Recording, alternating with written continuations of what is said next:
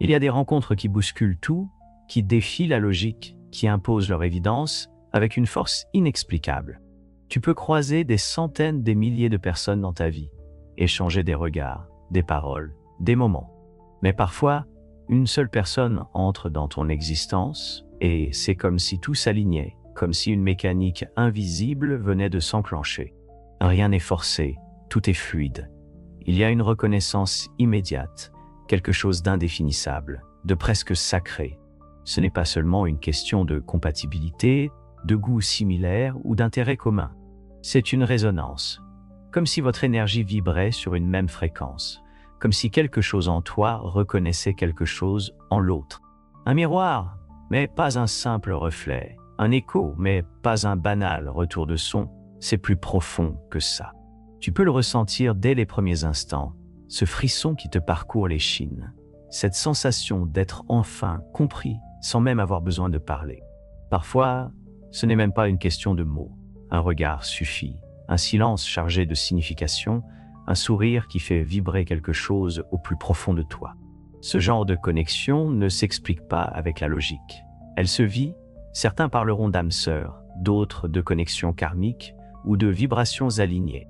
Peu importe le nom qu'on lui donne, ce qui compte, c'est qu'elle est là, indéniable. Mais ce genre de rencontre ne se produit pas par hasard. Il faut un terrain fertile pour que l'alignement ait lieu. Tu dois être prêt à recevoir, prêt à voir, prêt à reconnaître, parce que ces connexions ne s'imposent pas à ceux qui ne sont pas prêts. Elles se révèlent à ceux qui ont ouvert leur esprit et leur cœur. Imagine quelqu'un qui marche dans une rue bondée, il passe devant des dizaines de visages sans y prêter attention. Puis, soudain, une personne capte son regard. Rien ne la distingue particulièrement des autres, et pourtant, il y a quelque chose, comme un aimant, comme une évidence. Certains diront que c'est une illusion, que c'est le fruit du hasard, du cerveau qui projette ce qu'il veut voir, mais ceux qui l'ont vécu savent que ce n'est pas le cas. Ce n'est pas une construction de l'esprit, ce n'est pas un fantasme romantique, c'est une vérité qui s'impose à toi avec une clarté absolue. Et pourtant, tout le monde ne peut pas la reconnaître. Parfois, on passe à côté, aveuglé par le bruit du monde, perdu dans nos préoccupations.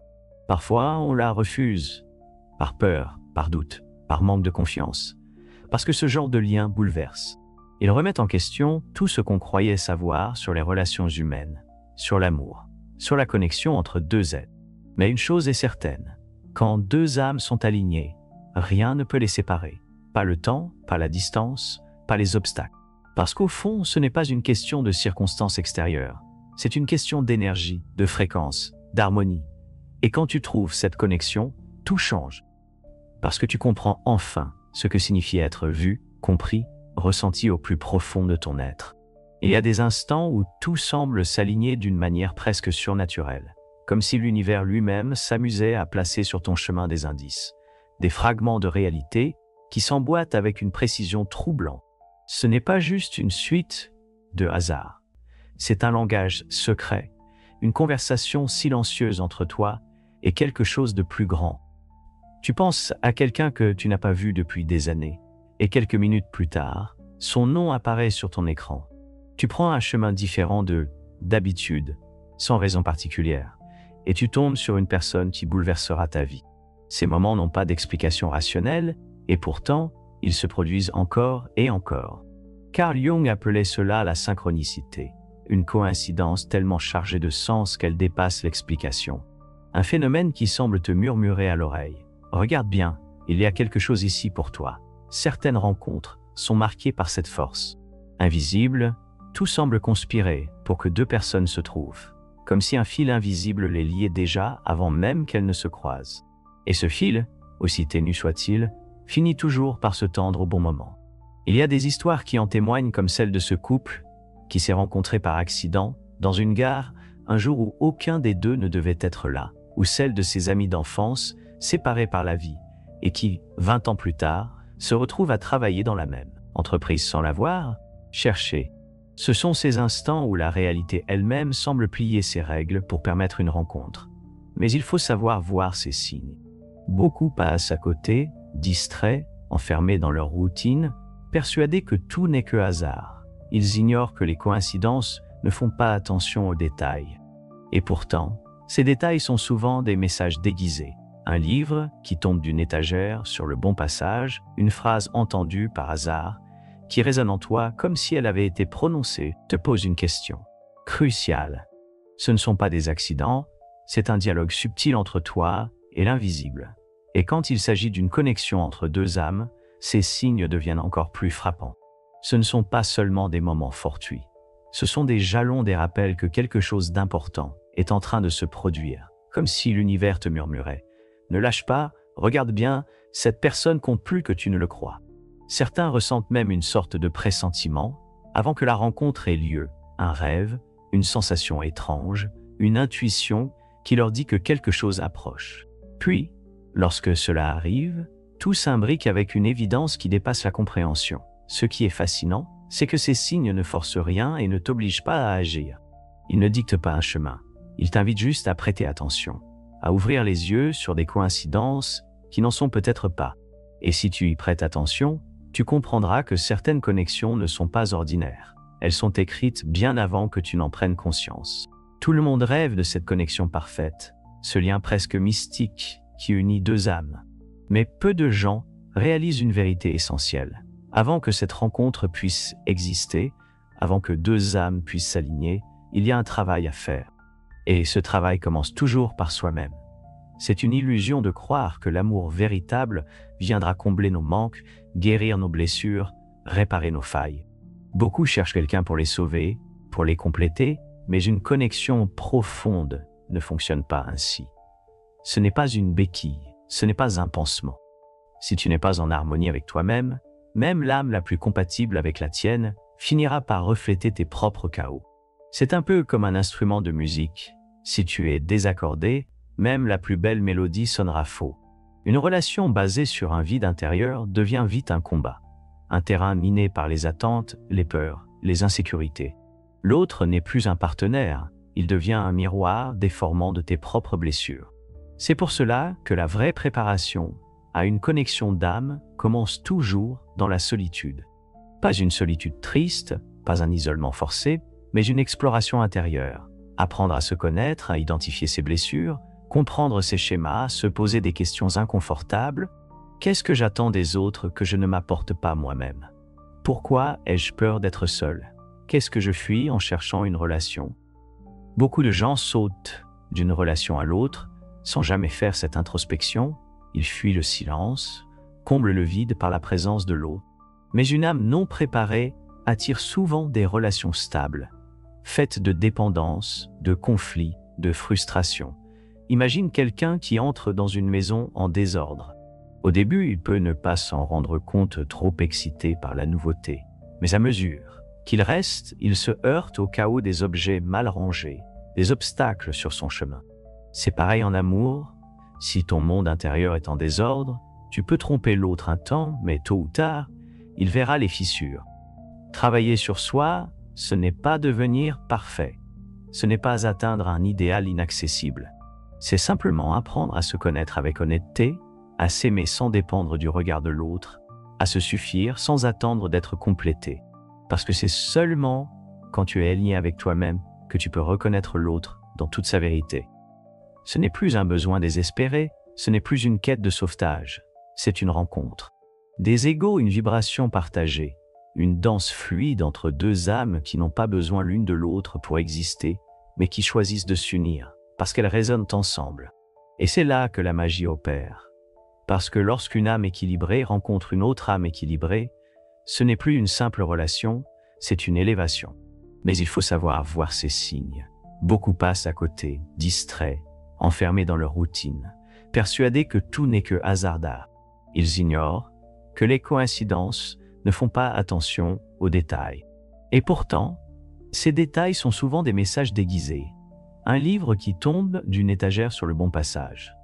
Une phrase entendue par hasard qui résonne en toi, comme si elle avait été prononcée juste pour toi. Une chanson qui joue à la radio exactement au moment où tu te poses une question cruciale.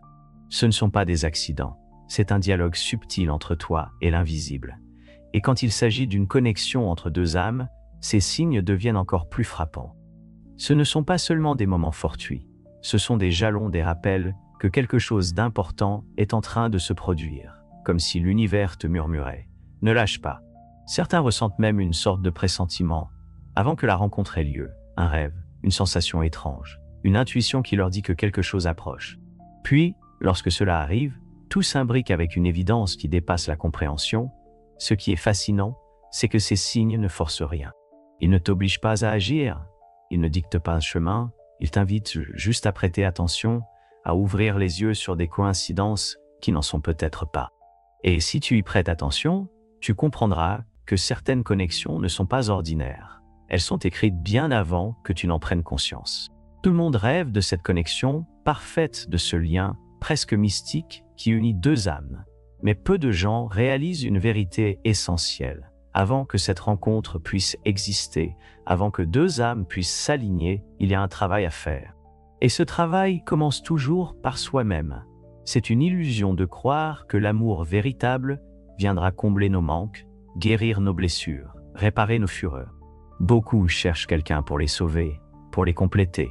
Mais une connexion profonde ne fonctionne pas ainsi. Ce n'est pas une béquille, ce n'est pas un pansement. Si tu n'es pas en harmonie avec toi-même, même l'âme la plus compatible avec la tienne finira par refléter tes propres chaos. C'est un peu comme un instrument de musique. Si tu es désaccordé, même la plus belle mélodie sonnera faux. Une relation basée sur un vide intérieur devient vite un combat, un terrain miné par les attentes, les peurs, les insécurités. L'autre n'est plus un partenaire. Il devient un miroir déformant de tes propres blessures. C'est pour cela que la vraie préparation à une connexion d'âme commence toujours dans la solitude. Pas une solitude triste, pas un isolement forcé, mais une exploration intérieure. Apprendre à se connaître, à identifier ses blessures, à comprendre ses schémas, se poser des questions inconfortables. Qu'est-ce que j'attends des autres que je ne m'apporte pas moi-même? Pourquoi ai-je peur d'être seul? Qu'est-ce que je fuis en cherchant une relation? Beaucoup de gens sautent d'une relation à l'autre, sans jamais faire cette introspection. Ils fuient le silence, comblent le vide par la présence de l'autre. Mais une âme non préparée attire souvent des relations instables, faites de dépendance, de conflits, de frustration. Imagine quelqu'un qui entre dans une maison en désordre. Au début, il peut ne pas s'en rendre compte, trop excité par la nouveauté. Mais à mesure qu'il reste, il se heurte au chaos des objets mal rangés, des obstacles sur son chemin. C'est pareil en amour. Si ton monde intérieur est en désordre, tu peux tromper l'autre un temps, mais tôt ou tard, il verra les fissures. Travailler sur soi, ce n'est pas devenir parfait, ce n'est pas atteindre un idéal inaccessible. C'est simplement apprendre à se connaître avec honnêteté, à s'aimer sans dépendre du regard de l'autre, à se suffire sans attendre d'être complété. Parce que c'est seulement quand tu es aligné avec toi-même que tu peux reconnaître l'autre dans toute sa vérité. Ce n'est plus un besoin désespéré, ce n'est plus une quête de sauvetage. C'est une rencontre d'égal à égal, une vibration partagée, une danse fluide entre deux âmes qui n'ont pas besoin l'une de l'autre pour exister, mais qui choisissent de s'unir parce qu'elles résonnent ensemble. Et c'est là que la magie opère. Parce que lorsqu'une âme équilibrée rencontre une autre âme équilibrée, ce n'est plus une simple relation, c'est une élévation. On aime croire que lorsque deux âmes sont destinées à se rencontrer, tout sera simple, fluide, évident comme si le destin lui-même balisait le chemin, effaçant les doutes, éliminant les obstacles, rendant l'union inévitable. Mais la vérité est tout autre, même les connexions les plus fortes, les plus puissantes, sont mises à l'épreuve. Et parfois, c'est justement parce qu'elles sont si puissantes qu'elles rencontrent autant de résistance. Quand deux âmes se reconnaissent, elles réveillent des choses enfouies. Ce n'est pas seulement une rencontre, c'est une révélation. L'autre devient un miroir qui reflète non seulement notre lumière, mais aussi nos ombres, nos peurs les plus profondes, nos blessures anciennes, nos insécurités. Remontent à la surface avec une intensité troublante. Ce que l'on croyait avoir dépassé refait soudainement surface. Et c'est là que le combat commence. Pas un combat contre l'autre, mais un combat contre soi-même. Le passé refait surface sous la forme de doutes, de fuites, de mécanismes de défense. Et si je n'étais pas prêt? Et si je n'étais pas assez bien? Et si je me trompais complètement? Ce genre de connexion ne tolère pas le mensonge. Elle ne permet pas les demi-mesures. Elle exige une authenticité totale, et c'est terrifiant. Beaucoup de relations échouent non pas parce qu'il n'y a pas d'amour, mais parce que l'un des deux ou les deux n'ont pas encore la force d'affronter ce miroir. Il est plus facile de fuir, de retourner à des relations plus simples, moins exigeantes, où l'on ne se sent pas mis à nu. Il est plus facile de prétendre que cette connexion n'existe pas plutôt que de plonger dans l'inconnu qu'elle nous impose.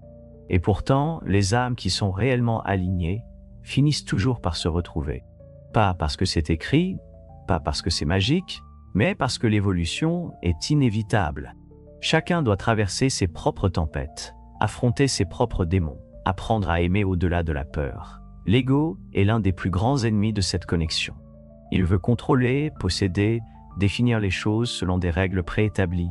Mais une vraie connexion d'âme ne se laisse pas enfermer dans des cadres rigides. Elle défie les conventions.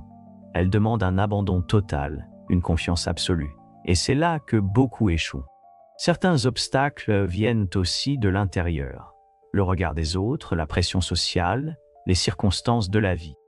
On peut être séparé par la distance, par les obligations, par des choix de vie qui semblent incompatibles. On peut être tenté de croire que c'est trop compliqué, que ce n'est pas le bon moment. Mais voici la vérité. Quand deux âmes sont réellement alignées, elles trouvent un chemin. Peut-être pas immédiatement, peut-être après des années de séparation, de doutes, d'épreuves, mais elles finissent toujours par revenir l'une vers l'autre. Parce que ce n'est pas une question de logique, ce n'est pas une question de facilité, c'est une question d'évolution, de préparation, d'alignement. Et quand ce moment arrive, rien ne peut plus les séparer. Il y a des vérités que l'on ne peut pas expliquer, des certitudes qui ne viennent ni de la logique, ni de l'analyse, ni même de l'expérience. Elles s'imposent à nous avec une clarté absolue, comme un murmure intérieur que l'on ne peut ignorer. L'intuition, c'est cette voix silencieuse qui sait, avant que l'esprit ne comprenne, ce frisson qui te traverse, avant même que tu ne puisses mettre des mots sur ce que tu ressens. Cette sensation étrange qui te dit que cette personne compte. Pas besoin de preuves, pas besoin de longues explications. Dès les premiers instants, tu le sais.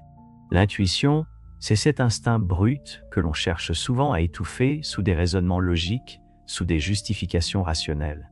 Pourtant, elle a toujours raison. Ce n'est pas un hasard si après coup on se dit souvent « je l'avais senti ». Dans une connexion d'âme, cette sensation encore plus puissante avant même que les mots ne soient prononcés, avant même que les regards ne se croisent réellement, il y a déjà quelque chose qui se passe, comme une énergie invisible qui circule. Il y a ceux qui le ressentent dans leur corps, une accélération du cœur, un frisson inexplicable, une chaleur soudaine. D'autres le perçoivent comme un choc silencieux, une sorte de reconnaissance instantanée, comme si leur âme venait de se souvenir de quelque chose d'oublié depuis longtemps. Certains ont des rêves prémonitoires, d'autres ressentent une présence avant même d'avoir rencontré la personne, comme si leur inconscient savait déjà. Le plus fascinant, c'est que cette intuition persiste. Elle ne disparaît pas avec le temps, même si les chemins se séparent, même si la distance s'installe, même si la vie impose des détours, cette sensation reste une certitude au fond du cœur, parfois mise en veille, mais jamais totalement effacée. Mais tout le monde n'écoute pas cette voix intérieure. Parfois, elle est noyée sous le bruit du doute, de la peur, des conditionnements. On se dit que ce n'est qu'une illusion, que ce n'est pas rationnel, que ce n'est pas réaliste.